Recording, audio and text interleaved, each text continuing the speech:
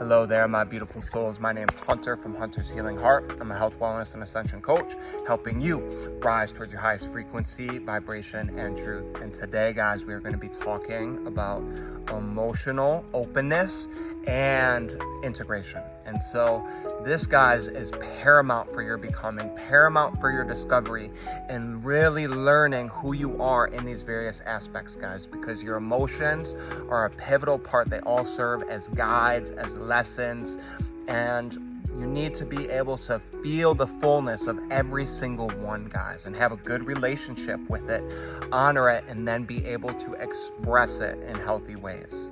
Be able to express it in healthy ways. And so a little bit of a story time for me in my beginnings and when I was going through my journey. And I've always had a higher emotional capacity. And part of it is just what I was born with, some of my gifts, but also curses. It kind of goes both ways, depending on how you own it, right? And when I was younger, through various traumas or experiences, I learned that it's not okay to express that. And typically is how it was received. And so then what happened was it wasn't handled in the best, most optimal way.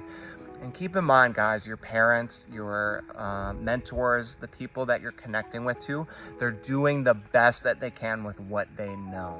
I didn't know that at the time. And of course, I internalized the belief that it's not safe for me to express this. I won't be honored. So I kept all that stuff within. I didn't feel safe expressing my emotions. I didn't feel honored. And so, of course, that created a lot of tension within my system. So much pain, so much suffering. And I was empty. I was absolutely empty. I didn't feel fulfilled. And it was very destructive for my life. And it wasn't until I started doing the work, guys. And this is where inner child comes in. Inner child is absolutely profound in terms of integrating your emotions and really working on the relationship with yourself, especially the more wounded parts. Because what needs to happen is you need to disassociate and separate yourself from your emotions, right? And I'm giving you a bunch of goodies today. I love it.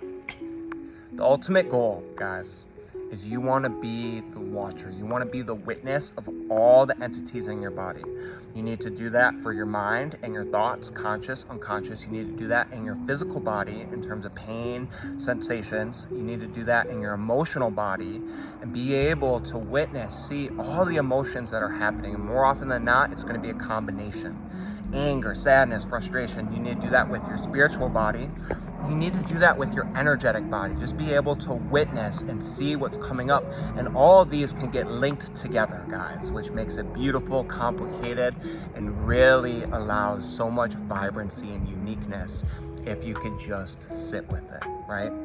So as I started going through this process, and I remember, like, I need help. I need help. I need help. And I tried a couple different outlets. It wasn't working. And really what opened me up the most was psychedelic therapy. That was some of the biggest insights and catalysts that really helped me start seeing aspects of myself. But then the inner child work. And so when these relationships did come up, it was a wounded child that didn't feel heard, seen, understood. So when it comes out, guys, it's going to be angry. It's going to be frustrated. So it's going to be more volatile in the beginning, right? I've been hurt. I've been wounded. This is so wrong. So the behavior is going to be more frantic, right? But as you honor that and you sit with that and you talk with it in such a loving way, like, hey, anger, even though you totally projected on this person of your pain, and even though they did act a certain way, that's not how we talk to people. How you're feeling is so valid, and I love you. I love you. What do you need? I'm here for you. And then just embrace your inner child. Hug yourself. Give yourself words of affirmation. Whatever you would need to feel vibrant in that moment. And then what happens is you're rebuilding that relationship. You're reestablishing it. So as you reestablish it, the volatility goes down and your awareness grows of it. It gives you more lessons, more integrations, more embodiment, and more healthy ways of expression. And eventually, guys, you'll just be able to witness it like, oh, okay, some slight anger is coming up. Hey, I hear you. I see you. Cool, let's keep moving. Or, oh, there's a lot of anger coming up. Okay. now's not the time to utilize that. I will come back to you. And so you're having this self-dialogue, this self-talk. And so it comes back integrated with who you are, right? And today what happened that was so profound, guys, so profound, is we have these intentions, we have these ideas, we have these mindsets of how things should be, right? And having the vision's beautiful, having that intentionality, beautiful, that structure. But then it's like we're not honoring the ebbs and flows of life. We're not honoring the grace of it, the fluidity. And so what happened during meditation today, guys, is I was going to manifest, I was going to visualize. So that was my intent. And then when I started, I felt sadness. I felt sadness in my heart. It was like a yearning for a relationship, and I just sat with it and I felt it. And in that moment, I had a choice, right? Am I in a space now to go deeper? Is that appropriate for this moment? Or we're not. And just being able to sit there and witness and have that decision was profound, guys. Because earlier in my journey, I wouldn't have done anything. Oh, this is bad, push it away, push it away. Or what I would have done is then as it got more, I just would have expressed it. It just would have came out and I'm like, it's happening. And now it's like, okay, I witness it, I embrace it, and now I have the choice, right? So I felt it right in my heart, and I just gave myself permission. I'm like, I'm gonna fully feel into this. And you're gonna feel sensations in your physical body. Just breathe right into it. And on the exhale, just soften, go deeper, deeper, deeper, deeper. Close your eyes, feel, surrender, let go, and just witness what comes up. Everyone's different. Some people get flashbacks, some people get memories, some people get colors, auras, shapes. Everyone's different, but just surrender to it and feel it.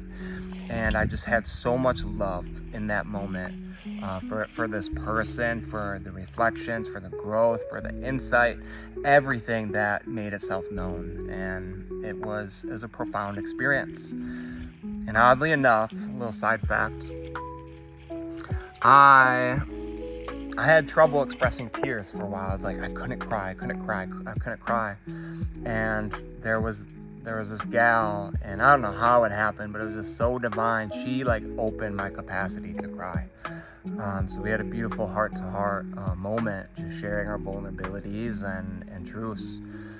So it's interesting, it's the same connection. But regardless, the more that you keep building your skills, right, and their integrations, you're going to get more awareness, you're going to get more depth, more insight, more direction, more clarity on how you need to move forward in your life. And that's going to help you be more authentic, be more real, be more raw for all the people that you're connecting with and interacting with. And the part two that's so important, especially is the masculine, guys, because there's so much information out there, and it can be immensely destructive. But there's a time and a place for all of it, guys, right? So on one hand, you have stoicism, being so rooted in your truth, firm, almost indifferent, and be able to execute on the task at hand, not being affected by any external entity, strong and rooted in your force, right? So there's calibers of that. The most superficial, where a lot of people operate, is it's repressed. They just push it down, versus they have a good relationship with it, they honor it. And then this leads to the next part, guys. You consciously choose what to do in that moment, but then you come back to it, right? And so what you could do is, when those emotions come up, whatever it is, guys, label it, witness it, give it a rating. And then if you're in a position where you're still grounded and centered, and you could come back to it. So say you have stuff to do throughout the day, right? And your family is looking for you for your leadership, for your responsibility, for your guidance. Now, or you're in a crisis situation. Now's not the time to cry, right? Like, now is not the time. You have to do your duty and obligation as a man to protect your family and accomplish your mission, right? But after that's done and you're in safety, you could go back to that emotion, fully feel it, fully process it. And when you do this with your emotions, guys, it's let go. It's released from the body. And then you have more openness to embrace the world, society, and it's not holding. But if you push it and you don't do anything, it gets stored in the body, and it becomes increasingly more difficult to allow it to let go, to allow it to release. right? And you could do that with all of your emotions, guys. And so that's ultimately what you want to do with the close people in your life, right? And with vulnerabilities, and I like to call more so authenticity, guys. And it's a beautiful reflector, because you know what? Some people are going to honor your vulnerabilities. You're going to be able to be seen so deep, so intimately. The connection between you guys is going to rise up, right? Or what will happen is, for whatever reason, that person does not have the capacity or willingness to meet you there, and it causes some friction within the relationship. And that friction is such a beautiful gift, guys, because now you know that you're not meant to go deeper on that level. You're not meant to honor that. And so it will give you all the insight, guidance, and clarity on how you proceed in your life. But ultimately, guys, you want people to honor your vulnerabilities, not use them against you, not use your emotional expression against you, right? And that takes time. And more important, you have to see when conflict comes up. That is the ultimate revealer. When someone's angry at you, upset, you're not doing what they want, then you get to see who they are, see how they respond. Do they still lead with love, respect, and integrity and kindness? Or do they blame shift, gaslight, belittle you, criticize you? There's a lot of different energies at play, but you need to feel honored, seen, and understood. So it is such a reframement. And I know I gave you a lot, guys. I gave you a lot for today. But just know that your emotions and integrating them are key for you to step into your fullness, whether you're a man or a woman, and to build healthy relationships with them. Because once you do that, your life is going to unfold, and you're going to be living more in your truth, more in your integrity. I do offer one-on-one coaching for you guys, so I could help you discover those deeper layers of yourself, help integrate some of those emotions that may be lost, wounded, damaged, and then we come up with routines, actions, and goals for you to step into your fullness. And I'll help you every step of the way. I want to see you shine, because the world needs you at your best. God needs you at your best, and the time is now to step up. Always choose your light and empowerment and rise towards your highest expression. Blessings and much love.